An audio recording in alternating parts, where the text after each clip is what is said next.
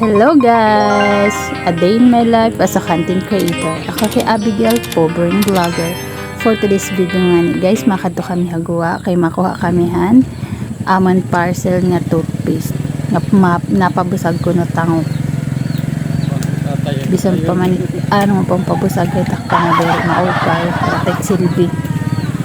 So adi nga ni medyo mairasan amon camera kay anduratangan ni ratatayan cellphone, medyo nakakalughiya. So medyo mairas ang camera, pero okay naman, dere man hiya as in good nga mara, di ba? Video nga nito adian akan papa.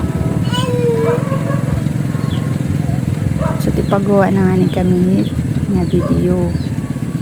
Ngan fast forward adi na nga kami kalsada, ginhigot nga nit niya nga cellphone holder para kuno dere na maging mairas, pero asya la agihap kay ang problema andalan kay maraat andalan nga di, so bisan pa pag inanoon kay andalan mapurot talaga magiging mairas ang camera, so, diba?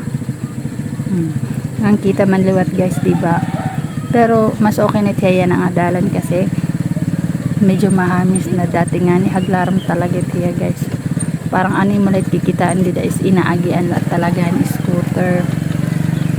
Di pa kasi tangkos ang simento kaya tiis na muna, so kaya nga dalan malagaw yan. Adi na ngayon nga ni kamitan simento, nakaabot na video na naman. Couple shirt nga ni kamitan akan baby. Fast forward harani na ngayon kami nga di makaano. Siguro kung ubos na simento kunta dali nila kung tambiyahe pilalitan kami needs. Din kami makadi ngayon kami kagamutan kay kukuhaan naman ang amon parcel.